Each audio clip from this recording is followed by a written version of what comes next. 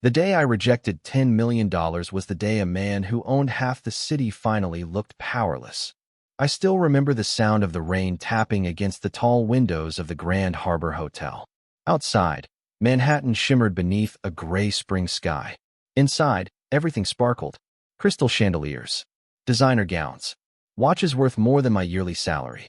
And somewhere in the middle of all that wealth stood me, Olivia Parker, wearing a simple navy dress I had borrowed from my sister because spending money on myself felt impossible when every spare dollar went toward keeping my community art program alive. The ballroom buzzed with polite laughter and practiced smiles. Donors shook hands. Cameras flashed. Waiters floated through the crowd carrying trays of sparkling water and tiny desserts that looked too beautiful to eat. At the front of the room, a giant screen displayed photographs of children painting murals, building sculptures, and discovering confidence through creativity. My students. My kids.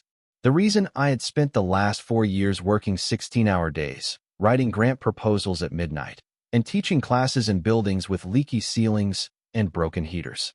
Miss Parker, they're ready for you, one of the organizers whispered. I nodded and stepped toward the stage. My heart hammered against my ribs. Not because I was nervous about public speaking. I had spoken hundreds of times before. No, my stomach tightened because I knew who was sitting in the front row. Adrian Romano, 34 years old, billionaire, business empire, philanthropist, according to the magazines. The kind of man whose name opened doors before he even entered the room. Even now, surrounded by politicians and executives, he stood apart. Calm, controlled, untouchable. His charcoal suit looked perfectly tailored. His expression never changed. The room belonged to him without him ever asking for it. The host smiled into the microphone. Tonight, we celebrate dreams becoming reality. Applause filled the ballroom. Then came the surprise. And thanks to the incredible generosity of Mr. Adrian Romano, we are proud to announce a $10 million contribution to the Parker Arts Initiative. Gasps swept through the crowd. A spotlight landed on Adrian. Another found me. The giant screen behind us displayed the number. $10 million. Enough money to solve every problem I had spent years fighting. Enough to build centers across the state. Enough to change everything. The audience rose to its feet. They expected tears, gratitude, celebration. Instead, I stared at the oversized check being carried toward the stage. Then I looked at Adrian. For the first time, our eyes met. Everyone else saw a billionaire offering generosity. I saw a man expecting a transaction. The microphone felt heavy in my hand. The applause slowly faded. Thank you, I said softly. The room relaxed. Then I took a breath. But I can't accept this. Silence crashed over the ballroom. Hundreds of faces froze. Somewhere, a glass clinked against a table. Adrian didn't move. He didn't blink. Yet something changed in his eyes. Not anger. Not embarrassment. Something rarer. Something almost human. Like a man hearing a word he had never heard before. No. And in that moment, surrounded by more money than I could imagine, I had no idea that saying one simple word was about to change both of our lives forever. 3 months earlier, the smell of fresh paint clung to my hands no matter how many times I washed them. It followed me everywhere. Into grocery stores. Into coffee shops. Into bed at night when exhaustion finally won. Most people probably hated the smell. I loved it. To me, it smelled like possibility. The old warehouse on East 112th Street looked terrible from the outside. Cracked brick walls. Rusted metal doors. Windows that rattled every time a bus passed. But when I looked at it, I saw something different. I saw children laughing. I saw paint-covered tables. I saw music lessons and art classes and a place where kids could dream bigger than the neighborhoods they were born into. I stood on a ladder with a roller brush in my hand, covering another patch of stained drywall with bright white paint. The April sunlight streamed through the dusty windows, catching tiny particles in the air. It was beautiful in a way only unfinished things could be. My phone buzzed in my back pocket. I ignored it. It buzzed again. Then again. Finally, I climbed down and checked the screen. Emily, my best friend. I answered with a sigh. Please tell me you are not still painting. I looked at the roller in my hand. I am still painting. She groaned dramatically. Olivia, it is Saturday. Normal people have brunch. Normal people do not have a leaking roof and 3 unfinished classrooms. Normal people also sleep more than 5 hours a night. I smiled despite myself. I will sleep when this place opens. That is exactly what you said 2 months ago. She was not wrong. I glanced around the empty building. The folding tables, the donated chairs, the boxes of art supplies stacked against the wall. Every item had a story. Every dollar had been stretched until it practically begged for mercy. There were moments when the whole project felt impossible. Then I would remember the faces of the kids waiting for it. And impossible suddenly became negotiable. How much do you still need? Emily asked quietly. I hated that question. Not because she meant harm. Because I always knew the answer. Too much. Enough, I admitted. The city permit fees alone are ridiculous. Have you considered accepting help? I laughed softly. From who? From people with actual money. I looked through the dusty front windows toward the street outside. A young boy rode past on a bicycle that was clearly too small for him. He was smiling anyway. The wrong money always costs more than it gives, I said. Emily was silent for a moment. You really believe that, do you not? More every year. After we hung up, I climbed back onto the ladder. The afternoon stretched on. Paint. Music from an old speaker. Quiet determination. Around 6 o'clock, a black luxury SUV slowed outside the building. The tinted windows reflected the setting sun. It remained parked across the street for nearly a minute before driving away. I barely noticed. At the time, it seemed unimportant.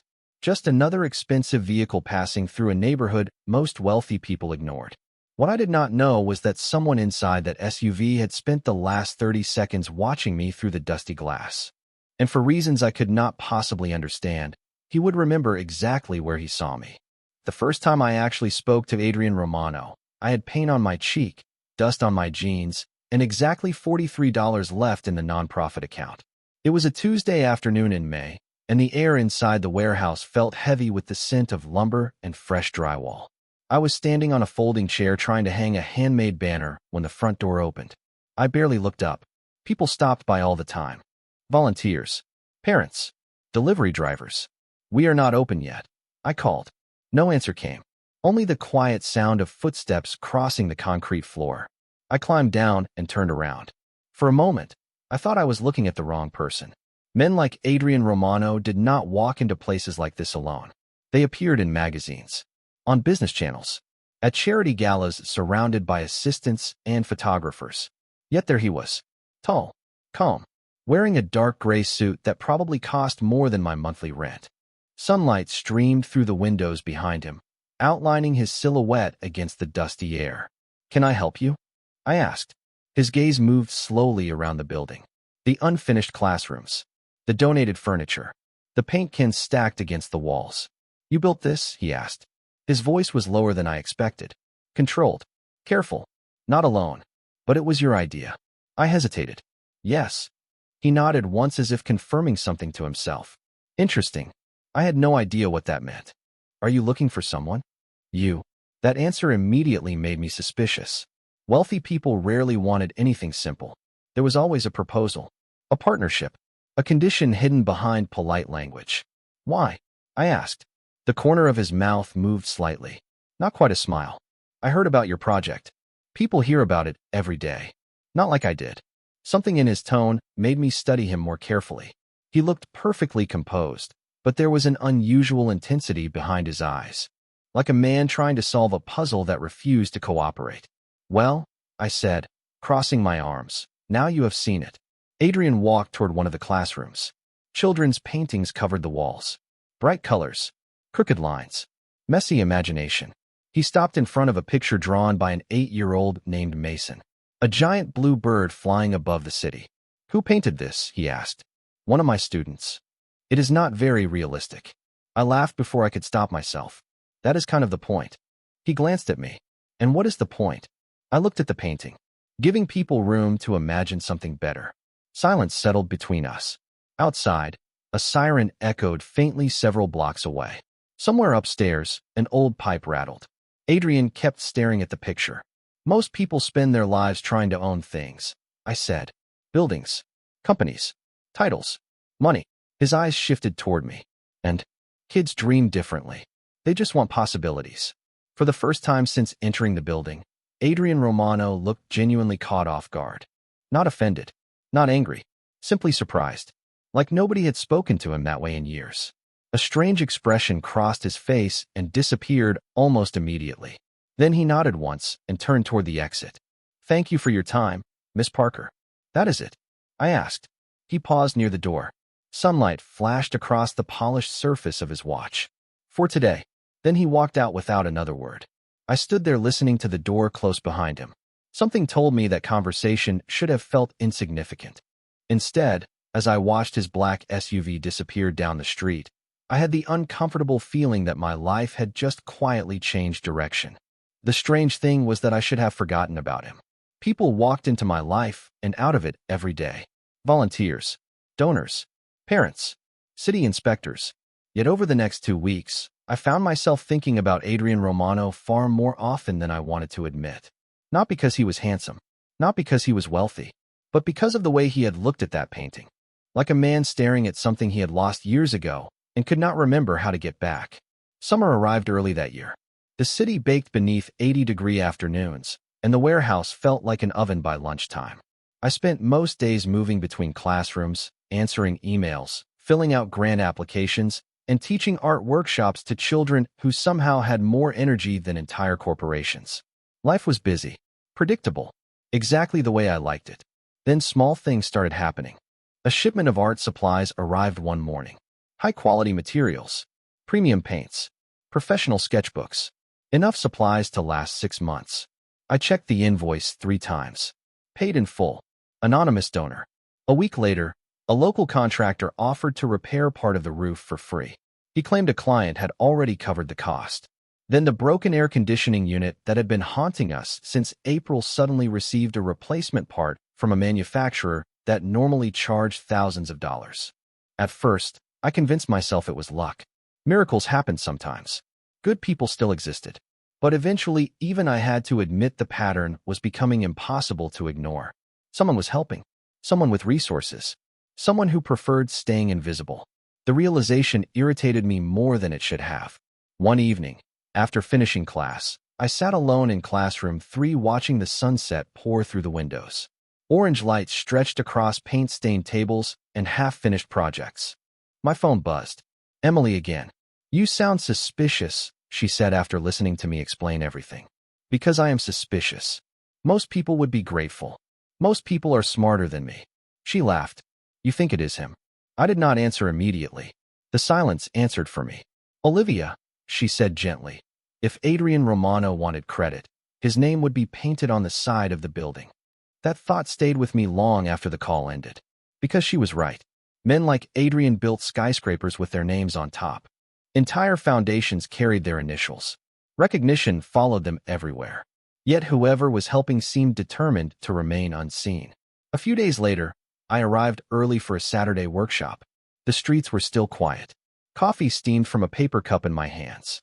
As I unlocked the front door, movement across the street caught my attention. A black SUV sat parked beside the curb. Familiar. Expensive. Motionless. For a second, I thought I saw someone sitting in the back seat. Watching the building. Watching the children arrive one by one carrying sketchbooks and oversized dreams. Then the engine started. The vehicle pulled away smoothly and disappeared around the corner before I could make out the driver's face. I stood there for a moment staring after it. My coffee had already gone cold. And for the first time, I began to wonder whether Adrian Romano was not merely curious about my project. Maybe, for reasons neither of us fully understood, he was becoming invested in it. By July, the center had become something real. Not finished. Not perfect. But real enough that children ran through the doors every morning with paint on their fingers and excitement in their voices. The sound alone made every sleepless night worth it. One Tuesday afternoon, sunlight spilled across the hardwood floors while a dozen students worked on a mural that stretched nearly 20 feet across the main classroom wall. I stood on a ladder helping a 10-year-old reach the upper corner when my phone vibrated. Unknown number. I almost ignored it. Almost. "Hello. Miss Parker." The voice instantly made my stomach tighten. Calm. Precise. Familiar. Adrian Romano. I climbed down from the ladder and stepped into the hallway. "How did you get this number?" "That is your first question?" It seemed appropriate. I heard something that sounded suspiciously like amusement. "I would like to invite you to lunch." I leaned against the wall. "Why?" "Because I have a proposal." There it was. The thing I had been expecting for months. Every anonymous donation. Every unexplained favor. Every mysterious improvement. None of it felt accidental anymore. I am busy. Tomorrow. Still busy. Thursday. You are very persistent. I have been called worse. I closed my eyes. Against my better judgment, I found myself smiling. 1 hour, I said. That is all. Thursday arrived with 90-degree heat and humidity thick enough to feel like a second shirt. Adrian chose a restaurant overlooking the Hudson River. Glass walls. White tablecloths. The kind of place where the water glasses probably cost more than my monthly grocery bill. I felt completely out of place. Adrian looked exactly where he belonged. He stood when I arrived. Pulled out a chair. Ordered iced tea instead of wine. Small gestures. Unexpected ones. After a few minutes of polite conversation, he placed a folder on the table. My pulse immediately accelerated. What is this? I asked. An opportunity. I opened the folder. Architectural renderings filled the pages. Beautiful classrooms. Recording studios. Performance spaces. Digital art labs. Facilities 10 times larger than anything I currently had. Adrian, I can build it. His voice remained steady. Every classroom. Every program. Every resource you could possibly need. I stared at the drawings. Part of me wanted to cry. Another part wanted to throw the folder directly into the river. There is always a catch. No catch. There is always a catch. He studied me quietly. You would retain control. Then why do this? For the first time, he hesitated. The pause lasted barely a second. Long enough for me to notice. Because what you are building matters. I looked down at the plans again. They were incredible. Life-changing. Tempting beyond words. Yet something felt wrong. Not malicious. Just wrong. Like skipping a chapter in a story that still needed to be written. I slowly closed the folder and pushed it back across the table. Adrian did not touch it. No, I said softly. Silence settled between us. Outside, sunlight danced across the river. Inside, neither of us moved. May I ask why? He finally said. I met his eyes. Because if this dream becomes too easy, it stops belonging to the people who built it. Something flickered across his face. Disappointment. Confusion. Maybe both. Then he nodded once. I see. But the truth was, he did not. And judging by the expression in his eyes, that answer would stay with him long after lunch ended. August arrived carrying heat that seemed to rise directly from the pavement. The center stayed busy from sunrise until evening. Every classroom was alive with activity. Paint brushes moved across canvases. Music drifted through hallways. Laughter echoed from room to room. It was everything I had hoped for. One Friday afternoon, I walked into classroom 2 carrying a box of donated markers. A group of children sat around a large table working on self-portrait projects. 8-year-old Tyler looked up from his drawing and grinned. Miss Parker, look. I set the box down beside him. His paper showed a version of himself standing on top of a skyscraper. Bright colors covered the page. The building stretched all the way into the clouds. That is impressive, I said. What is that building? My future office. His answer made the other children laugh. You want to own a skyscraper? I asked. Tyler shook his head. No, he pointed toward the tiny figures he had drawn at the bottom. I want to build one where everybody can learn things for free. Something tightened in my chest. That sounds like a pretty good dream. Across the room, another student named Sophie looked up from her project. Miss Parker says people are not what they own. Several children nodded immediately. Apparently, I had said it enough times that they remembered. What do you mean? Tyler asked. Sophie answered before I could. She means rich people are not better than everybody else. More laughter followed. I smiled despite myself. Children had a remarkable talent for simplifying complicated ideas. Not exactly, I said. Money is a tool. It can help people. It can solve problems. But it is not who you are. Tyler looked thoughtful. Then what makes somebody important? The room became unexpectedly quiet. A dozen curious faces stared at me, waiting for an answer. I leaned against the edge of a table. How they treat people. Sophie nodded seriously. That is better than being rich. Sometimes, I said, the two things happen together. After class ended, I stayed behind organizing supplies. The conversation lingered in my thoughts. The children always had a way of cutting through noise and reaching simple truths. As I walked into the hallway, I froze. Adrian stood near the entrance. Alone. His hands rested in his pockets. Sunlight poured through the windows behind him. For a second, Neither of us spoke. How long have you been standing there? I asked. Long enough. My stomach dropped. You heard that conversation. Most of it. I waited for him to challenge me, to defend wealth, to explain success. Instead, he remained unusually quiet. His gaze drifted toward the classroom where the children had been working. The boy with the skyscraper, he said. Tyler. Adrian nodded slowly. Interesting dream. Something felt different about him. Less certain. Less untouchable. As if a simple conversation among children had unsettled something he had spent years believing. Finally, he looked back at me. Do you really believe people are not what they own? The question sounded genuine. Not argumentative. Genuine. I met his eyes. More than anything. Silence stretched between us. Then Adrian glanced toward the classroom one last time. Whatever he was thinking remained hidden behind that calm expression. But for the first time since I met him, he looked less like a man who had all the answers and more like someone searching for one. The discovery happened on a rainy Thursday afternoon. The kind of day when the city looked washed in gray and every memory felt heavier than usual. I was sitting alone in my office reviewing permit documents when an email arrived from a local historian who had volunteered to help us create an exhibit about the neighborhood. Attached were dozens of scanned newspaper articles dating back nearly 20 years. I opened them absent-mindedly, expecting stories about community events and old businesses. Instead, one photograph stopped me cold. My breath caught.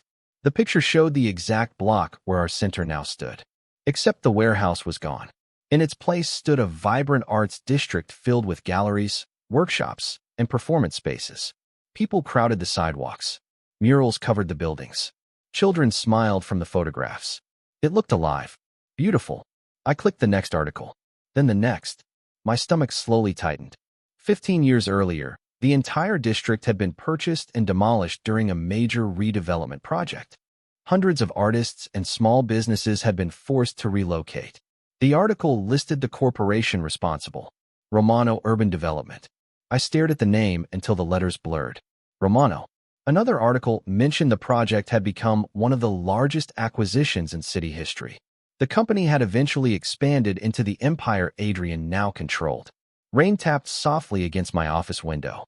Somewhere down the hall, children laughed during an afternoon workshop. The contrast made my chest ache. I reached for another document. Near the bottom of an interview, I found a familiar name. My father, Daniel Parker. Before becoming a school teacher, he had worked in that arts district. One of the galleries featured his paintings. According to the article, he had fought publicly to preserve the neighborhood before losing everything when the project moved forward. Memories surfaced instantly. Long conversations at our kitchen table. My father speaking about community, about creativity, about places that mattered because of the people inside them. I had been too young to understand. Now I did. My hands trembled as I closed the file. For nearly an hour, I sat there staring at the rain. Every conversation with Adrian replayed inside my head. Every anonymous donation. Every thoughtful gesture. Every moment that had made me believe he was different. Then a quiet knock interrupted my thoughts. Miss Parker, one of the volunteers asked. There is someone here to see you. I already knew who it was. Adrian stood near the front entrance when I stepped into the hallway. His expression softened slightly when he saw me. Usually that reaction unsettled me in a way I could not explain. Today it only made my disappointment sharper. Olivia. My name sounded careful on his lips. Measured. I walked toward him. How long have you known? Confusion crossed his face. Known what? I held up the printed article. The color drained from his expression almost immediately. Silence stretched between us. Long enough to tell me everything. Olivia, this was your company. His jaw tightened. Years ago. It was still yours. Rain continued striking the windows behind him. Neither of us looked away. For the first time since meeting Adrian Romano, I realized the man searching for meaning and the man who built an empire might not be separate people at all. And I no longer knew which version was standing in front of me. The rain did not stop for 3 days. Neither did the thoughts running through my head. Every time I walked through the center, I saw two versions of the same place. The one standing in front of me now, filled with children and possibility. And the one that had existed before, the neighborhood my father had tried to save. The neighborhood Adrian's company had erased. I stopped answering his calls after that afternoon. The first voicemail arrived that evening. Calm. Respectful. The second came the next morning. Shorter. By the third day, There were no messages at all. Somehow that bothered me even more. I told myself it was over. Whatever strange connection had formed between us belonged in the past. The center needed my attention. The children needed stability. My feelings did not matter. Yet every time I looked toward the front entrance, part of me expected to see him standing there. One Tuesday evening, I stayed late organizing student portfolios. The building was quiet. Most of the lights had already been turned off. Outside, the city glowed beneath a blanket of mist and streetlights. I was filing artwork when I discovered an envelope resting on my desk. No stamp, no return address, just my name written across the front in neat handwriting. My stomach tightened immediately. I opened it. Inside was a single photograph. Nothing else. No note. No explanation. The picture showed a much younger version of the arts district. Bright murals covered every wall. Small galleries lined the sidewalks. Musicians performed on street corners. And near the center of the photograph stood my father, smiling, holding a paintbrush. I stared at the image for a long time. Then I noticed something written on the back. 3 words. I was wrong. My chest tightened. Adrian. The handwriting matched documents I had seen him sign before. I closed my eyes. Anger would have been easier, simpler. But those 3 words refused to fit the image I had built of him. Powerful people rarely admitted mistakes. They certainly did not write apologies on the backs of old photographs. The next morning, Emily found me sitting alone in the main classroom before sunrise. The photograph rested on the table between us. She studied it carefully. "What are you going to do?" she asked. "Nothing. Olivia. I mean it." She looked unconvinced. "You care about him." I laughed softly. "That is not the problem." "Then what is?" I looked around the empty room. The painted walls. The donated tables. The dreams hanging in every corner of the building. "The problem is that I started believing he was different." Emily was quiet for a moment. "Maybe he is." I wanted to dismiss the idea immediately. Instead, I found myself staring at the photograph again. At my father's smile. At those 3 handwritten words. Outside, morning sunlight slowly pushed through the clouds. Somewhere across the city, Adrian Romano was probably sitting in another glass tower, making decisions worth millions of dollars. And for the first time since I stopped speaking to him, I realized something unsettling. I missed the conversations more than I wanted to admit. October arrived with crisp air and leaves the color of fire scattered across the sidewalks. The distance between Adrian and me remained unchanged. Weeks passed without meetings, without calls, without the strange conversations that had quietly become part of my routine. I focused on the center, on the children, on moving forward. Yet some part of me still felt unfinished, like a question that had never received an answer. Then one Saturday morning, an unexpected visitor appeared at the front desk. An elderly man named Walter Green. He introduced himself as a retired art teacher and asked whether he could see the community exhibit we had recently opened. I spent nearly an hour walking him through the gallery. He stopped often, studying the photographs and artwork displayed along the walls. When we reached the section dedicated to local history, his eyes settled on a picture of my father. "Daniel Parker," he said softly. I knew him. My heart skipped. "You did?" Walter smiled. "One of the best people I ever met." We spent another 20 minutes talking. Stories I had never heard before surfaced one after another. My father organizing art drives, teaching free classes, helping struggling families. Then Walter mentioned something strange. "There was a boy once," he said, "maybe 14 or 15 years old. Quiet kid, always alone. Daniel spent weeks helping him after an accident took his father." I listened carefully. "What happened?" Walter shrugged. "Nothing dramatic. The boy had nowhere to go after school. Daniel let him spend afternoons at the studio, gave him books, taught him how to paint." A strange feeling settled in my chest. "Do you remember his name?" Walter looked thoughtful. "Adrian. Adrian Romano." The room seemed to tilt. For a moment, I honestly thought I had misheard him. "What?" Walter nodded. "Funny, right? Last I heard, he became some huge business figure. But back then he was just a lonely teenager carrying too much weight on his shoulders." I stood frozen. Images flashed through my mind. Adrian staring at my father's photograph. The apology. The unusual sadness that sometimes appeared behind his eyes when he thought nobody was looking. Suddenly pieces began fitting together. Later that evening, nearly across the city, Adrian sat alone in his office on the top floor of Romano Tower. The skyline stretched endlessly beyond the glass walls. Yet his attention remained fixed on a worn photograph resting on his desk. The same photograph he had sent me weeks earlier. Across from him sat a private investigator holding a thin folder. "You were right," the man said quietly. "Daniel Parker was the one who helped you after your father's death." Adrian stared at the photograph. "I know. There is more." The investigator slid another page across the desk. Adrian read the document slowly. His expression changed. Not dramatically, just enough. "You never told me this before," he said. "You never asked." Silence filled the office.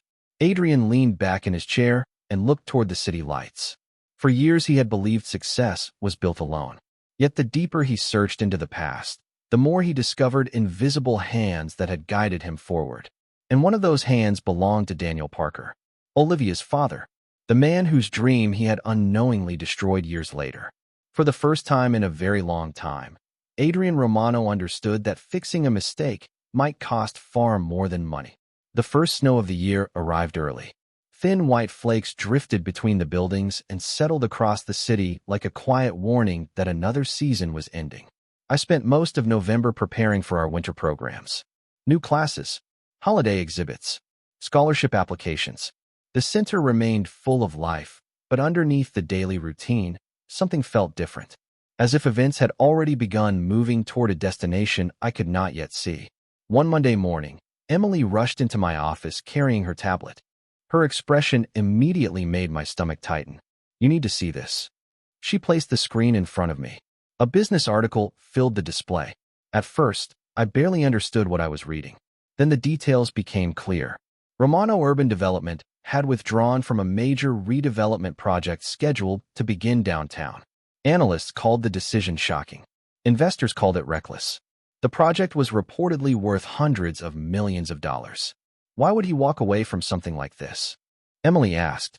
I stared at the screen. I already suspected the answer. That afternoon, nearly 20 blocks away, Adrian sat inside a boardroom surrounded by executives who looked exhausted. The meeting had apparently lasted hours. News outlets covered every detail. Financial experts debated his decision. Shareholders demanded explanations. Yet according to every report, Adrian refused to reverse course. Several days later, another article appeared. Then another. The pattern became impossible to ignore. Community preservation initiatives, affordable housing protections, public arts funding, projects that generated less profit but protected neighborhoods from being erased. It was as though someone had suddenly rewritten the rules governing one of the city's most powerful companies. I tried not to think about it. Failed completely. The truth arrived unexpectedly on a Friday evening. I was locking up the center when I noticed someone sitting alone inside the small theater classroom. The lights were off except for the glow coming through the windows. Adrian. He sat in the back row staring at the stage. For a moment, neither of us spoke. Then I walked inside. You should not be here after closing. Probably not. His voice sounded tired. Not physically tired. Something deeper. I sat several seats away. The silence felt strangely familiar. The articles are everywhere, I finally said. Adrian nodded. I know. People think you are making mistakes. A faint smile touched his face. Maybe they are right. I studied him carefully. He looked different from the man I had first met months ago. Not weaker, just less protected. Less certain that success alone could answer every question. Why are you doing it? I asked quietly. Adrian looked toward the empty stage. Snow drifted outside the windows behind him. Because some things should have been protected. The answer settled heavily between us. He never mentioned my father. Never mentioned the arts district. He did not have to. For the first time, I realized this was not about repairing his reputation. It was not about earning forgiveness. It was about confronting the person he had become and deciding whether he could live with it. And as I watched him sitting there in the quiet theater, I understood something that frightened me more than anger ever could. Adrian Romano was changing. The question was whether the cost of that change would eventually break him. December arrived wrapped in snow and uncertainty. The city looked beautiful from a distance. White rooftops, holiday lights, crowded sidewalks filled with people carrying gifts and rushing toward warm places. Up close, however, problems never disappeared simply because the season changed. They only wore prettier decorations. I learned that the week before Christmas, the center received an official notice from the city. At first, I thought it was another routine inspection. Then I read the details. A newly proposed commercial development would affect several surrounding properties, including access roads and public funding commitments connected to our neighborhood programs. The language was technical, complicated, but the conclusion was simple. If the project moved forward, our future expansion plans would likely disappear. I sat at my desk staring at the paperwork long after everyone else went home. Outside, snow drifted past the windows. Inside, the building felt unusually quiet. This place had survived too much to be threatened again. Yet I knew exactly how these situations usually ended. Money won. It always had. The next morning, I arrived at the center before sunrise. To my surprise, Adrian was already there. Standing alone near the mural wall Tyler and the other children had painted months earlier. His expression told me he knew. "You saw the notice," I said. He nodded. "Last night. Then you know what happens if they approve it." Adrian remained silent for a moment. "Yes." I waited for him to offer solutions. Connections. Influence. Resources. The tools powerful people always used. Instead, he looked strangely distant. Like a man standing at the edge of a decision nobody else could make for him.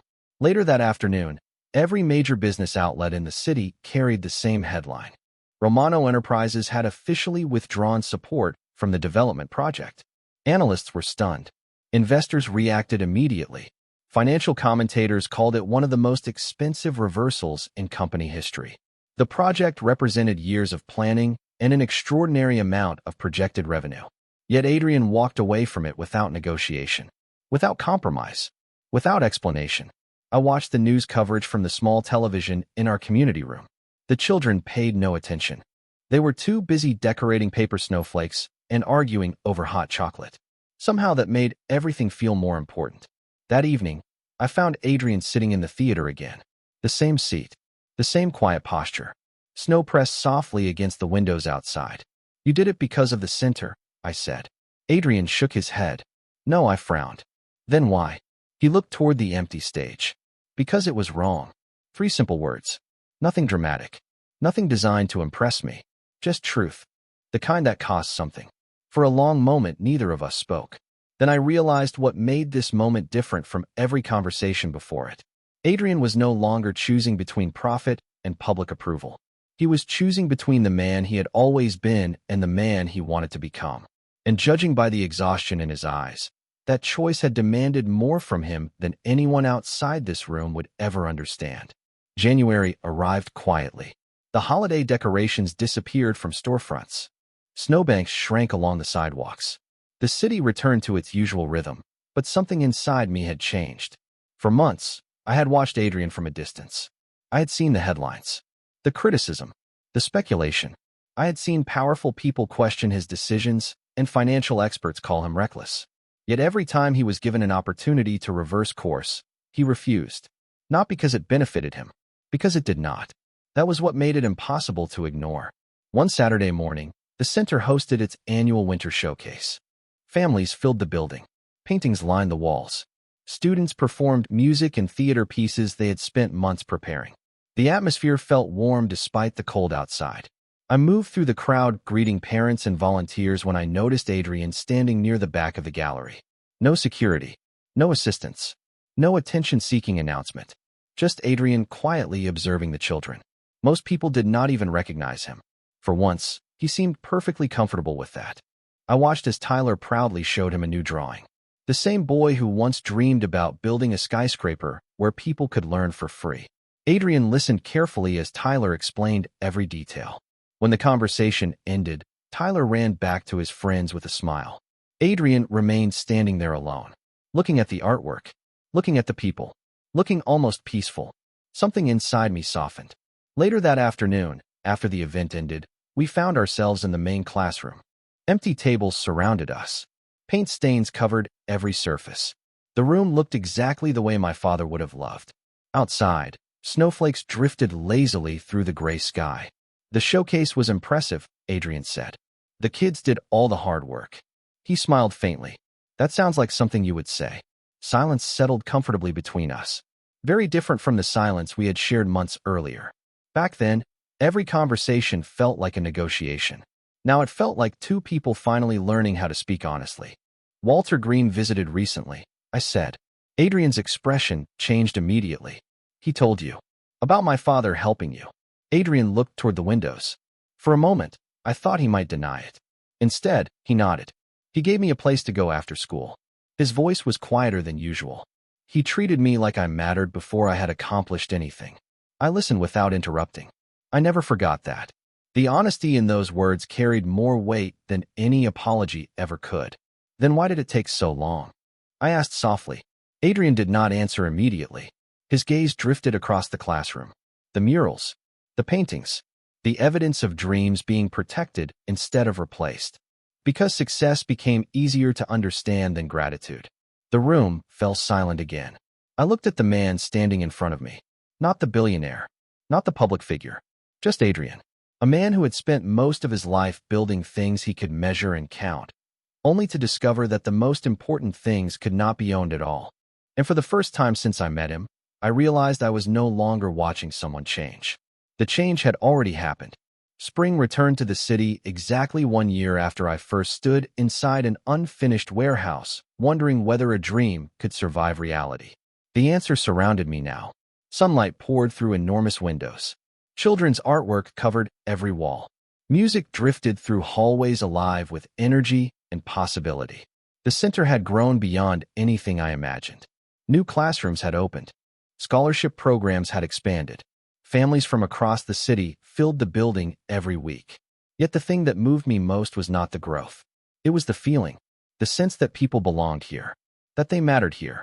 On the morning of our official expansion ceremony, volunteers rushed through the halls, making final preparations. Parents carried trays of food into gathering rooms. Children rehearsed performances with nervous excitement. Everywhere I looked, there was life. Emily stood beside me near the entrance holding a clipboard. You know, half the city is showing up today. I laughed. That sounds terrifying. You are going to be fine. She glanced toward the front doors. Besides, I think everyone is here for the kids. We both knew that was only partially true.